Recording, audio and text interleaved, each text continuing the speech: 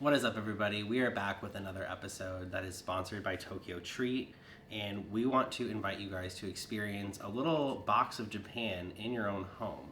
So, this is a monthly snack subscription. So, it comes with up to 20 different snacks each month. So, it's kind of like your Spotify or Netflix subscription. Also, food though. Like, how can you go wrong? So this month's theme is New Year Snack and Party. Celebrate the New Year with Tokyo Treat's New Year Snack and Party box. It's filled with snacks inspired by Japan's Oshogatsu, or New Year's holiday, such as Lucky Red and White Kit Kat, Agemochi, or deep fried mochi snacks, Itomen yo... I thought this said Yowaimo. Yowaimo! Yamaimo, soba, and many, many more. Open that up here. Looks like we got some treats.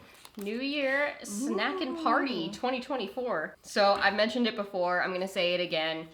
Tokyo Treat is an awesome partner, and we were so excited to have them reach out to us. This was a brand that we were all already familiar with before they had done so. I think that's probably the case for a lot of American anime fans because it's such a convenient service to have like some of these snacks that are either mentioned in the shows or just easily available in Japan and have those shipped directly to your home. Tom and I did that for a long time during the pandemic, and we loved every single box that we opened. We got to eat them while we were watching some anime, and now we've had a couple ourselves. Here's the Hashira Half Hour, and it's also really fun to just open it and share it with your friends right away, which is what we're going to do right now.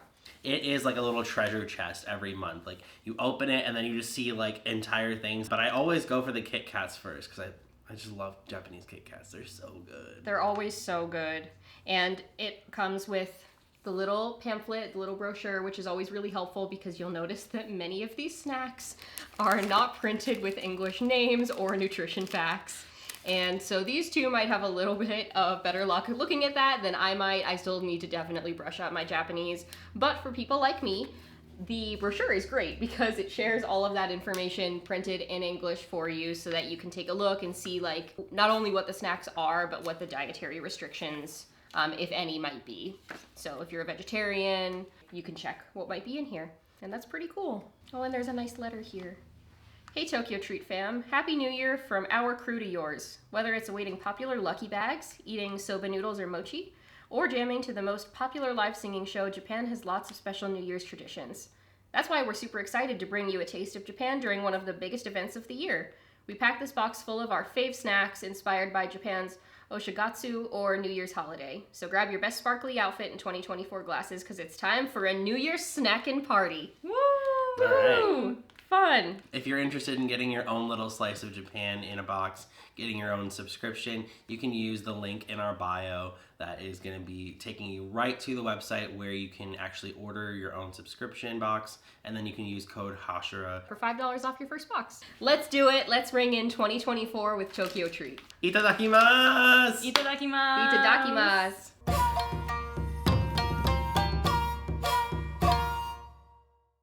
Happy holidays, everyone. We hope you are having a wonderful holiday season and getting some much needed time away from the trauma that is the Shibuya arc, just like we have. So we do apologize for the delay in episodes as we celebrated the holidays with our friends and family, but we are here and we are ready, and I'm joined as always by my wonderful friends. Yo, what up? It's me, the Grass Hashira, the treasure of the Shibuya arc, Maharaga, aka the sadness of the entire Shibuya arc, but also Megami's savior. So I don't know where that puts me in life. Fair enough. Hi guys, happy to be back. Happy Hanukkah, Merry Christmas, Happy Holidays, whatever you celebrate. I hope that everyone's able to get some well-deserved rest because it's been a long and fast year, as we were just discussing. I can't believe that season 2 of JJK has been ongoing for about 6 months now. That's honestly kind of gross. But also, what a great season of TV. I'm so happy that we got to discuss it here for you all and that we get to be here to see it. I think that that's so cool. So I'm excited to jump in. To quote the great mechanic in Avatar: Last Airbender, I think that's who it said. I need to watch it again. Time is an illusion, and so are pants. And with that, let's dive into the episode. So this episode was pretty wild, but we picked up right where we left off with Yuji and Todo versus Mahito. They are now outside in Shibuya Square, and Mahito is excitedly stating, "This will be the last time we curse each other, Itadori Yuji." Which Todo is not too happy about this comment. He's like, "Are you leaving me out here? Stop leaving me out," because he's getting some work done. Todo and Yuji make such a good team, don't they? They are so perfect for each other. They are like the two village idiots that also are like the two strongest characters standing currently in Shibuya. And it's like Yuji is obviously like tormented by like some trauma that's been going on in the last several episodes here. Todo, however, is not really afflicted in the same way in this moment, so dare I say he's like bringing humor to the scene, and that I feel like that's something that we as the audience have needed, a tiny glimmer of hope. And in him bringing the humor and making it a little bit more lighthearted, it gives us like this sense of hope that Mahito can be defeated, because Todo's not even like super taking it seriously yet. He's so confident in the ability of him and his braza to be able to take him out that it's like almost a joke. So I love the two of them together, and I think Todo constantly like is able to inspire or like solicit a response from Yuji to do better. And he's not going to get left behind in this. He's got to show off for his little brother. Gotta give rep to Aoi Todo. First off, wearing my Vesto Friendo sweater. So that's a start. Yay! So bought that off a TikTok shop. There's so many good stuff on good stuffs on TikTok shop. Oh my god. It's the worst. But it's also the best. So careful with yourself on that one, okay? Nonetheless, they're such a good dynamic duo. Like when you look at like iconic duos from anime, I feel like these two are really going to be something that kind of comes to mind as like great things when you like look back on this show. Like looking at kind of, we talked about Avatar The Last Airbender. While it's not technically an anime, it's an anime from Burbank, California, not from Japan, okay? We'll call it that. But like Aang and Zuko is a really good duo that I always think of. But I think this is a really different one because they're so similar yet different in their own ways. It's almost like a juxtaposition of being the village idiots. Like one village idiot is learning from the other, but like they're also extremely dumb in the sense that the way they do things is just so childish, but it works. Like they're like, "Are you gonna be better, my besto friendo, or are you gonna be left behind?" And he's like, "I will not be left behind." And it's just like so good because you can't help but laugh at how simply inspiring it is, kind of like Emily said, of Aoi to be like, "I'm just gonna hype myself up and therefore hype up my little guy." So I don't know, I just love the two of them so much. I totally agree. They're so fun. And as I was rewatching this episode, it hit me that they both have like they're both super strong. And I just started rewatching Jujutsu Kaisen as my husband prepares to watch Shibuya. And I forgot in season 1, in the first episode, they really explain that Yuji is like over strong compared to like the average human being. So I just love that they have that dynamic. And also I love the two super himbo characters that share one brain cell in a social aspect but are super smart in the battlefield and work so well together. I love any type of those dynamics. You know, I love Tanjiro and Inosuke too. Like they also have that same one brain cell, and then we're actually really smart. So one of my favorite things in anime is that they always manage to put those two silly boys together, and I can't get enough of it. But moving on, Mahito creates, and I'm calling this a Titan because I can't exactly remember what he called it, but he creates his own Titan because that's what it looked like to me, and the sound that it made when it ran reminded me so much of the Armored Titan. It like made me laugh. But he creates this Titan, and because of it, Todo and Yuji kind of have to split up briefly. Todo says that the split from Mahito is a grade 3 or a weak grade 2, but this split soul, I guess you could call it, is still able to land a hit on Todo, which I think was like one of the first hits we actually see him take since he showed up. He's briefly surprised by it, but is very quickly able to deal a killing blow, which also surprised him. But then he mentions that these splits are designed only for offense, meaning if he hits hard enough, they die instantly. And then there's a few more that come up, and he says a quick, "Forgive me, you pitiful souls." Is Mahito getting weaker, or is this something that you think he's still planning here? Let's kind of talk that out. It's hard to say. Is Mahito getting weaker or is he getting cocky? That's, I think, the question there. Because when you look at it, right, like anyone who's gone through, how many fights has he gone through now, right? He's helped kind of fight Gojo.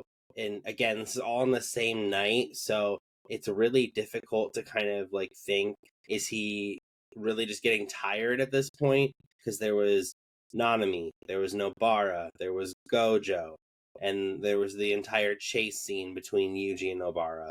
So it's just very difficult to discern, like, if he's like, I've survived all of these, or if it's just, he's like, whew, I need a breather. Well, I might even be jumping ahead a little bit here, but I do think Mahito's getting weaker because of like what his technique is not something that's limitless. And I think that probably is the downfall of most everybody's cursed techniques in the show, like with the exception maybe of Gojo, who would have to really go for a and that's why he got like KO'd immediately in this season, because they knew that. They knew that they couldn't stand a chance, but like Mahito's curse technique is like this soul multiplicity, but he pulls those from somewhere.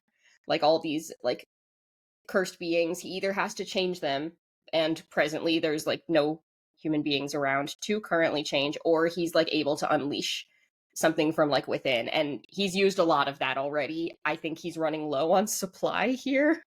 And when he becomes just like the shell that's left, like his technique is not super useful unless he can kind of like get more like, and if he can't lay a hand on Yuji or Todo, then his techniques don't really work that well.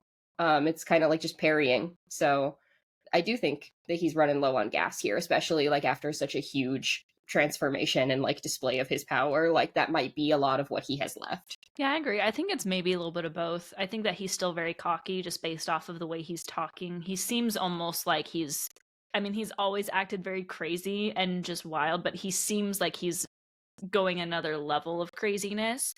And I almost saw it as he didn't think that Todo was strong enough to handle them the way that he did.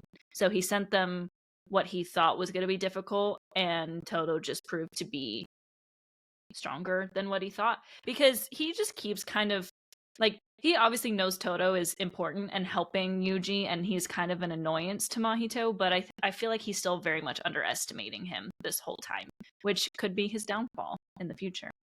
We'll see. After we see Todo, going after this, we move back to Yuji and Mahito briefly, who are going all out with each other. Another fantastic fight scene. This season has really just been amazing. Again, another props to these animators for the work that they're doing.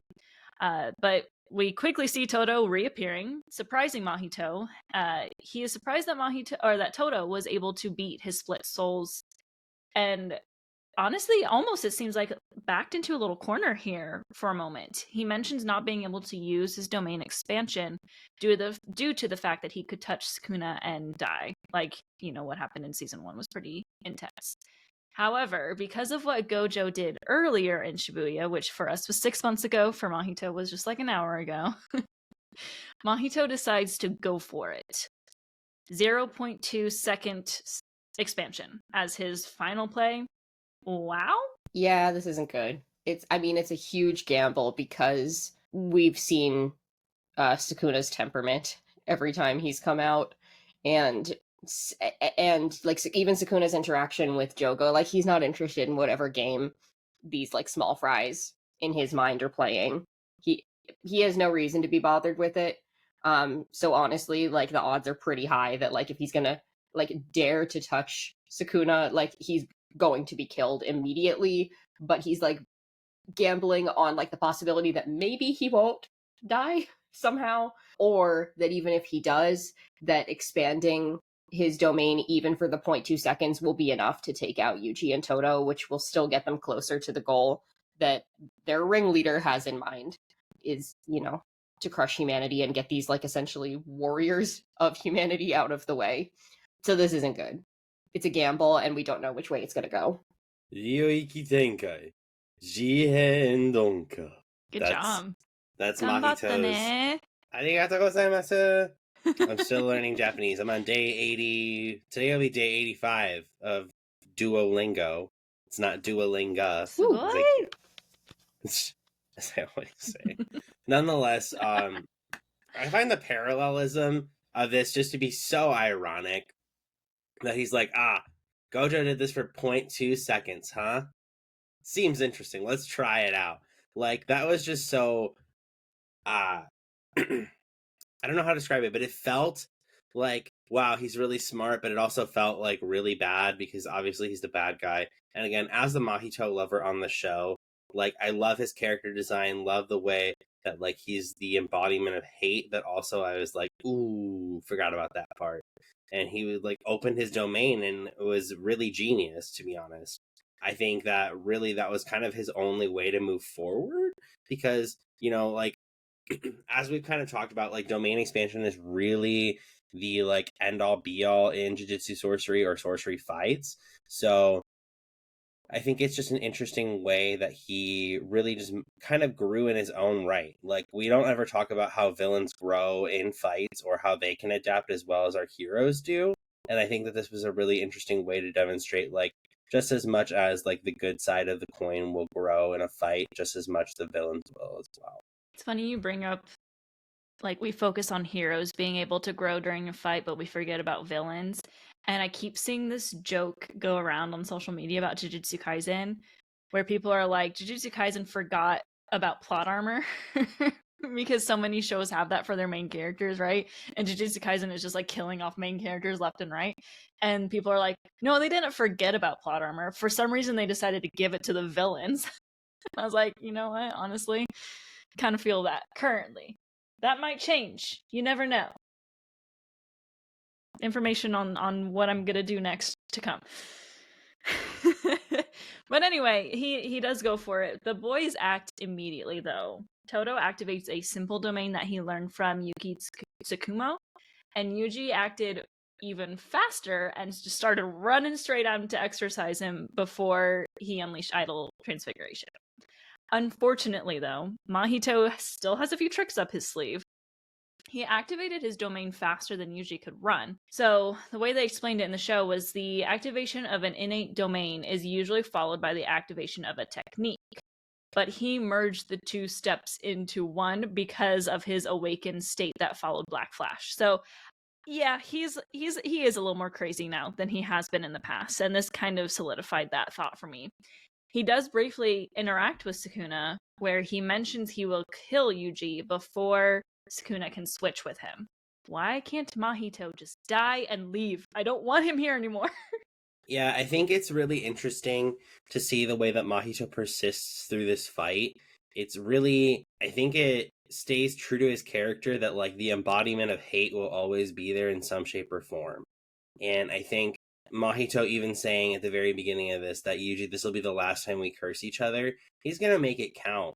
Like, he knows that either, and I think that the audience might take that as, like, oh, like, he's, like, really intent on killing Yuji right now. No, I think he also knows that the probability of him losing this fight is as equal as it is for him to win this fight. So I think that there's a lot on writing on this for Mahito, so that's why he can't just die. It's like he needs to give it his all because he wants to make this worth something, even though prior he said, like, maybe at one point I won't even remember you.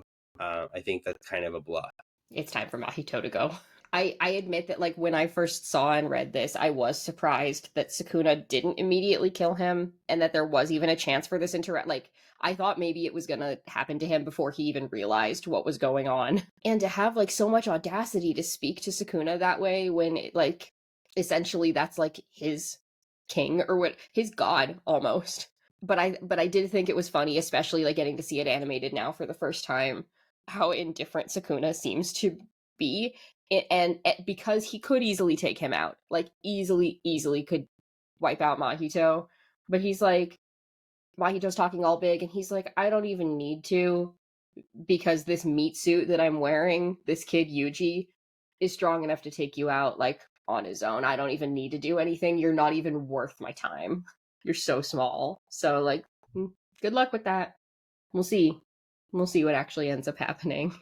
So I thought this was a really interesting interaction, but the innate domain is not good.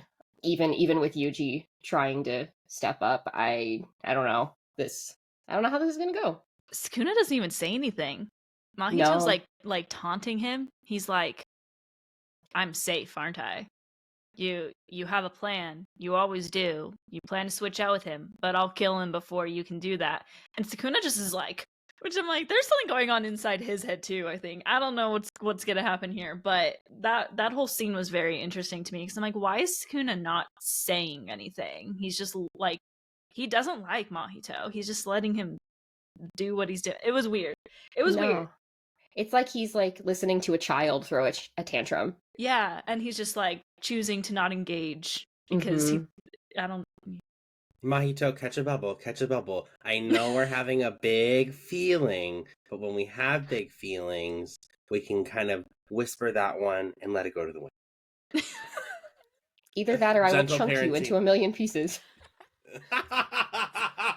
Oh, Gentle parenting, Mahito. We love to see it. I mean, Sukuna doesn't respond, so Mahito is using his domain now, and the first thing he does inside the domain is try to take out Todo, who he quickly reacted, but he lost a hand because of it. And I was like, oh, frick, that's not good because of his technique. Mahito tries to hit him with Black Flash. However, Todo focused all of his energy into his stomach where he took the hit, or all of his cursed energy. And Mahito goes in for the kill anyway, breaking Todo's necklace. And then Todo proceeds to have this like idol moment. I honestly have not laughed this much over a scene for this entire season. So thank you for throwing in some comedy here. So needed, but also I think just goes to show again like how much Todo is like not super taking this seriously yet. This was so damn funny. Like, because the last thing I think that especially any anime onlys would be expecting in this, and this was like not like this in the manga either. It's like this scene that's like kind of long actually for like what it is. This big like pop star transformation. There he is with his future girlfriend. The pop idol that also holds the other place in his heart right next to Yuji, and like this pink power-up scene. And I'm like, this is like crazy that because he is so strong, and like if he did actually play things completely serious, he probably would be a force to be reckoned with, but he can like still do this much even when he is acting like a total goon. This was so damn funny. I loved it. I loved every single second of it, and I love him. Yeah, I think that the scene was literally, I'm just going to say it right now, this was my favorite moment of this episode. I'll give a secondary shout out later, but oh my god, was this just so good. Like, first off, putting him in his, like, putting him in a Sailor Scout outfit was just amazing. I think that was really funny, and I don't know if Sailor Moon, like, started the trend, or if it was Neon Genesis that started, like, that trend where, like, the camera pans around the character and you see all of, like, the clothes going up.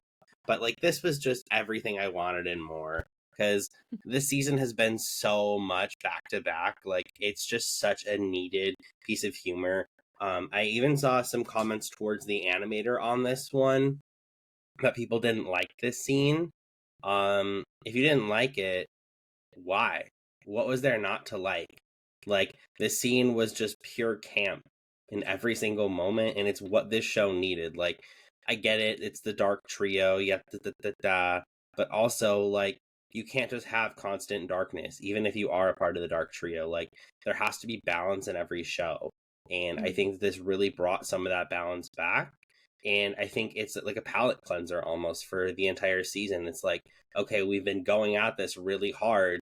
Like, even some of the other episodes have had small moments like this, but this is the time they really let it shine. Like, there was a moment in the Nobara fight where, like, Mahito made like a really stupid face out of nowhere, and it was like, okay, that's a laugh that we needed. So I think it was just a really well placed and well timed scene as well, just to kind of give you that like little like oomph in your palate. I can say as an anime only, I was not expecting it at all. When his necklace broke and like fell down, I thought he was about to do like a rage power up.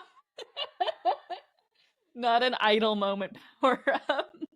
I literally was sitting there, I was like, did I accidentally like take something? Hannah thinking she's tripping. Oh my god. So funny. But I loved it. And to anyone who's like, oh, that was dumb or I didn't like that, like, just get off your high horse, man. Come on. Just enjoy anime. There's going to be aspects that you don't like. That doesn't mean you have to get on the internet about it. But anyway, I won't rant about that today. It was hilarious, and I was not expecting it.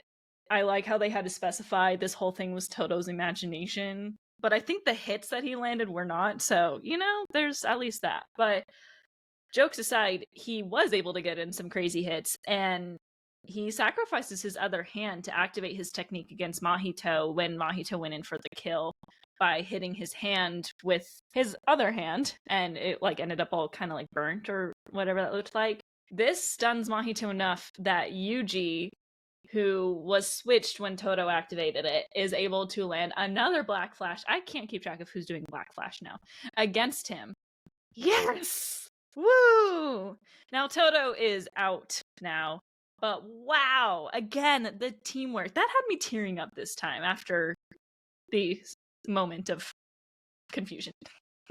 I think this was really interesting because watching this scene, it was really sad because even at the top of the mountain, he was like, even though my boogie woogie is dead, it's like, I will still prevail, kind of in that idle moment. And then he still figures something out. I think this kind of echoes what we were saying earlier about village idiots, but also insanely smart. Yes, his technique won't work on his own anymore, but imagine in the middle of the fight, you get a high five, and then all of a sudden you're getting clocked in the stomach. That's just insanely hilarious to start, but also it is extremely smart because you can't just think of these things on the fly, and most people can't do that. And so watching again this really already powerful sorcerer grow in a fight is amazing, and I think it's really fun to watch as we get closer to, of course, what the climax of this fight is going to be, seeing how our heroes are going to take us there. Yeah, absolutely. This teamwork was incredible, especially knowing that, despite how much they enjoy each other's company, as far as we've seen on screen, they've actually, Todo and Yuji have spent very little actual time together to, develop this level of trust and camaraderie. And so it really was just something that was, instant, and that they're able to, read each other and communicate silently, essentially, in the battlefield to pull off a move like this, and to catch Mahito off guard. And knowing that this is moving as fast as it's moving, that these two, even though they are the village idiots, are able to carry out a plan like this without speaking more quickly than Mahito can put two and two together. So, as funny as they are, as goofy as some of the sequences are, I think that this particular combination of their two powers really solidified just how strong and smart these two actually really are, and that they probably stand the best chance together against Mahito out of anyone else that we've seen go up against him so far in the season. So this was awesome. I loved it. They might have one brain cell, but at least they share it. Exactly. So they're on the same page at all times. Yeah, it was really crazy to just see that all unfold right after just the hilarious moment, and then all of a sudden Yuji is giving him a black flash. It was like, yes. And because of that, Mahito feels it seems like he's less confident now. He's kind of like, whoa, wait, what? But that quickly changes because that's what Jujutsu Kaisen loves to do with us. So you can feel one thing and then literally 2 seconds later, we're like, no, never mind. But he suddenly exclaims that that he finally grasped the true essence of his soul. And he transforms into his final, I think, form. Instant spirit body of distorted killing. The name is creepy, and he looks creepy, I can just say. Yuji won't back down, though. As soon as he transforms, he's throwing it down no matter what. And we get another absolutely chef's kiss, fantastic fight scene. Each one is pulling out all the stops. Yuji realizes he has to unleash another Black Flash to defeat him. But we get a message stating that no sorcerer can unleash Black Flash at will, which I was a little bit surprised by because I feel like it's been thrown around a lot already. So I was like, wait, what? But once again, they're at it, pulling out all the stops, like I said. Mahito does mention that he thinks Yuji can pull out Black Flash at will in the state that he is in. let's chat about that fight scene. Just I mean, just another incredible sequence here. As we've stated in almost every episode, the animators that have worked on this show have, just like our characters, pulled out all the stops for everything. And, like, again, everything that's happened in this episode is no exception. And we have to imagine also, like, how Yuji as a character is probably willing to risk everything to try to win this fight, because, like, what else does he have to lose at this point? You know, he's seen his mentor die, essentially one of his best friends in a suspended state of death. He knows that, like, Gojo is sealed. He doesn't know where Megami is, but, like, we as the audience know that didn't look very good the last time that we saw him. So Todo's kind of like the one that's there with him, and I think that Yuji's willing to also take a gamble here, the way that Mahito was with his domain expansion. So even if it's going to require that he surpasses his limits, I think he's going to go for it. And I think that that's, like, clearly illustrated in the pacing and the movement and, like, kind of the horror that's in this particular fight scene. Mahito is, like, aware and showing that true form, that final form, like we've said, and Yuji has to try to he has to take this the most serious. Even if Todo's being kind of goofy, and it's been kind of goofy so far, Todo's now kind of down for the count because neither of his hands are doing very well. And so Yuji's going to have to take this on his own, and he does a hell of a job. It's so cool. Yeah, watching Yuji just go in after kind of getting through with that, I think it's really nice to see, because throughout Shibuya, he hasn't really won a fight besides the locust spirit that was, like, in episode 2 or 3. feels The so rest long of the ago. time, he's been taking fat L's. Like Mahito with Nanami, Mahito with Nobara, Choso. We've got, like, so much stuff going on that he literally is like, goddamn. And so it's really nice to see him kind of pull through at this point. And I think kind of what Emily was saying, like, what else does he have to lose? Like, this is his only source of redemption, and it's right in front of him. Like, after knowing that Sukuna did all of these awful things in his body, he clearly feels very guilty about it because it was his body that took those actions. But he is still strong enough to realize that he can still continue to make the world a better place by doing something right here and right now. And I think that's what's most important about this fight scene, is that he's not backing down from the challenge of moving forward in working through some of that trauma in this fight. Yeah, they're both gambling in this fight because they're pulling out all the stops, and both Mahito and Yuji are in this fight with the intention to kill the other person, and they don't want to, like, have it end as a draw. They don't want to have it end as, like, oh, one's seriously injured. Like, they both want the other to be dead, and they're willing to do whatever it takes, essentially, is the way I read it. It's getting pretty intense, though, but Todo is back. Last we saw just a few minutes ago, he was passed out, but he is back. And he mocks Mahito for not understanding that he doesn't need his physical hands to activate his technique. Although his boogie woogie is dead. Rib. Little tear shed over that one. He does confuse Mahito. Now, I'm not sure if I completely didn't understand what was going on, but he claps, but Yuji didn't. Like, no one switched places. So I'm not exactly sure what he did. You can answer that question if you want. But Yuji comes swinging with another black flash. Holy frick, go Yuji. And Mahito seems to finally be worn down. And he also mentions that his stock of transferred humans is out. Yuji then states with a new type of darkness in his eyes that he will accept what Mahito said earlier. He wanted to reject it, but at the end of the day, quote, I am you. He declares he will kill him, even if he is reborn as a curse.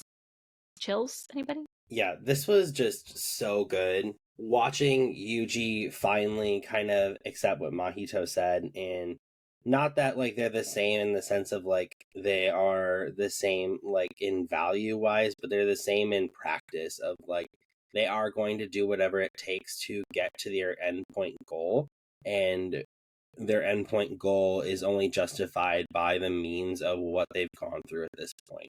And I think that's what that really means now that we've kind of come through to this final scene of this fight, is, like, they're now able to, like, see what he meant by that statement. And even though that statement was really ominous and that statement was really, like, what are you talking about?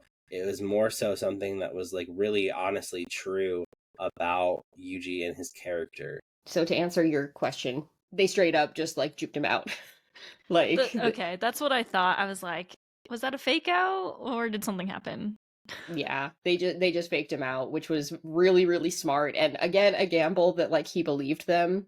But all it took was that moment of hesitation for Yuji to be able to land that black flash. So that was just like again quick thinking on the part of our boys, but it's enough to kind of like appear to seal the deal here. And this interaction between Yuji and Mahito is really interesting. He's like, you know what, fine, like I am you. But something that's interesting here and that I first noticed in the manga and that they animated again here that like is important I think to pay attention to here and in the future is the way that Yuji is drawn, because not only is like the look in his eyes more and we've seen that like the light has gone from his eyes over the course of this, but something else that's interesting about the way that he looks is that his hair is drawn like Sukuna's hair. It's not like it, you know, the difference is that like Sukuna's goes up and Yuji's like goes down kind of thing. And so like this is Yuji right now, but I feel like details like that are important to notice because it's like how much are these two melding together, and are we possibly hearing a little bit of Sukuna in this moment too? We don't know too much about Yuji's cursed technique yet, except for like when Sukuna has come out to play, and it's like I do think that there is more to it than that. I have my theories, but I thought that it was interesting that it looked like they were melding the two characters together for this particular scene, and that so not only was Yuji landing these final blows essentially on Mahito in this moment, but this almost felt to me like Sukuna's answer from before, where he's not acknowledging Mahito. It's like not even worth it. And then here he kind of is like peeking his ugly face out to say like, I knew this was going to happen, you worthless slime, kind of thing.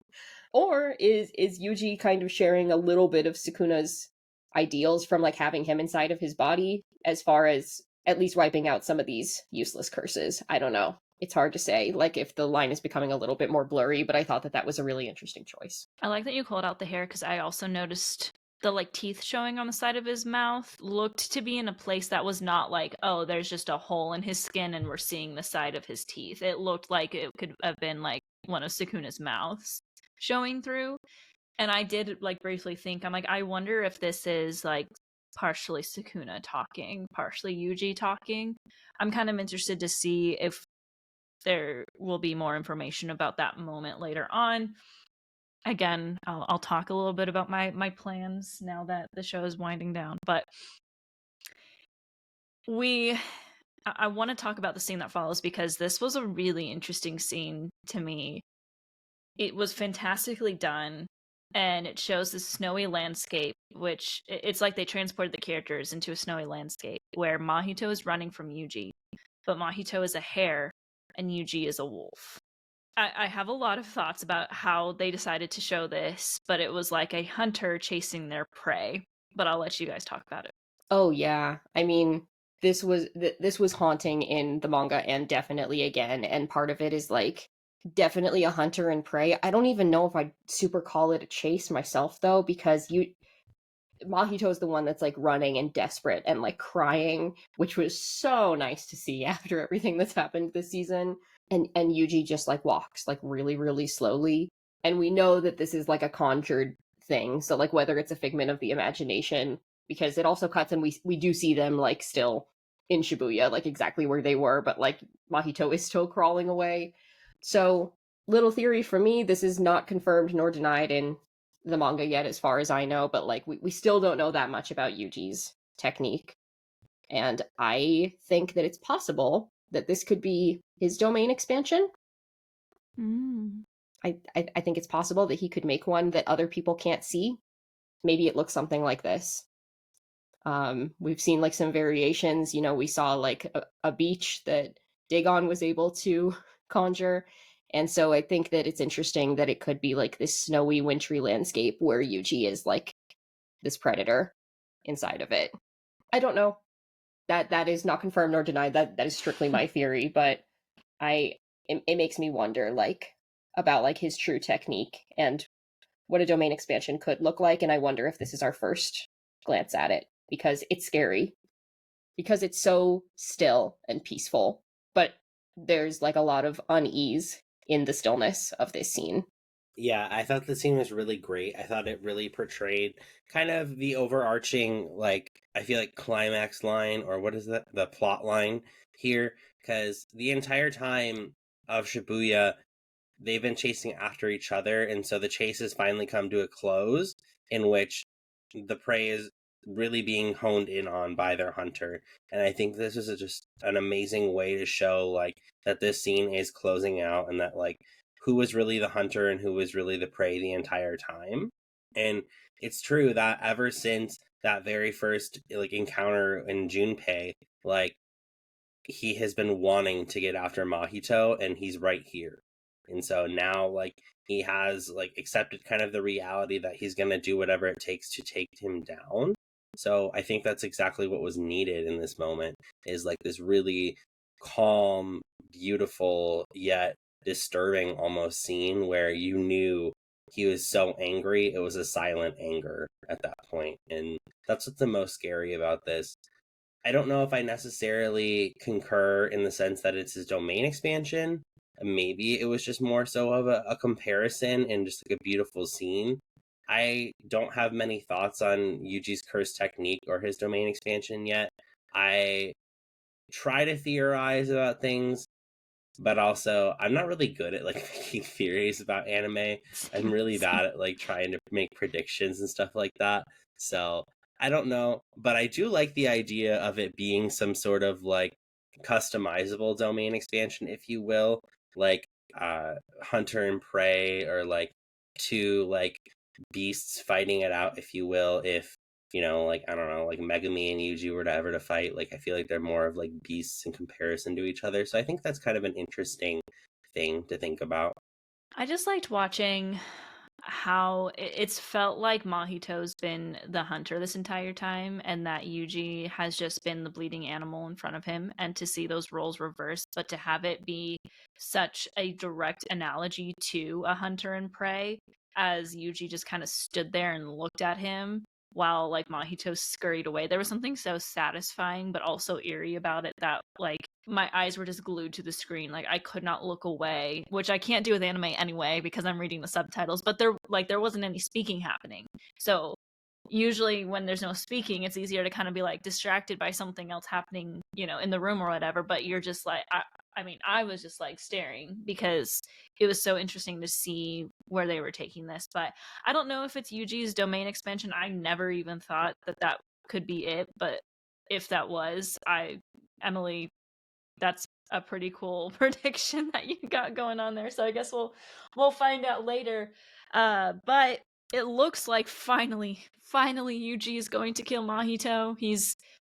He gave him a punch at full force. He did miss.